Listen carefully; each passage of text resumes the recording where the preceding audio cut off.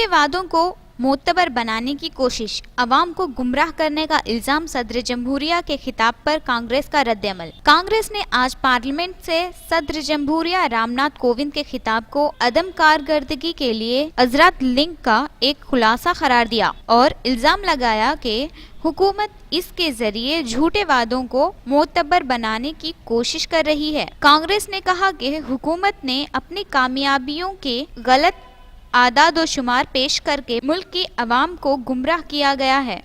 कांग्रेस तर्जुमान आनंद शर्मा ने जुमेरात को यहां पार्टी हेडक्वार्टर में नामे निगारों से खिताब करते हुए कहा कि सदर के खिताब में मोदी हुकूमत ने अपने दिखावे का सबूत दिया है और झूठी कामयाबियों को शुमार करके इसको सही करार देने की कोशिश करके मुल्क के अवाम की तौहीन की है। जनधन खातों का जिक्र करते हुए उन्होंने कहा कि इस सिलसिले में गलत बयानी की गई है। इनका कहना था कि जनधन खातों में कोई रकम जमा नहीं है तो इन्हें कामयाबी कैसे करार दिया जा सकता है। मधुरा बैंक योजना को हुकूमत ने कामयाब करार दिया है, लेकिन हकीकत यह है कि इसके तहत 2,03,000 रुपये का खर्च दिया जाता है और इतनी कम रकम से कैसे कारोबार खड़ा किया जा सकता है। उन्होंने कहा कि इस हुकूमत ने किसानों को भी धोखा दिया है और अब उनसे झूठ बोलकर दावा कर रही है कि इन्हें फसल लागत पर 1.5 गुना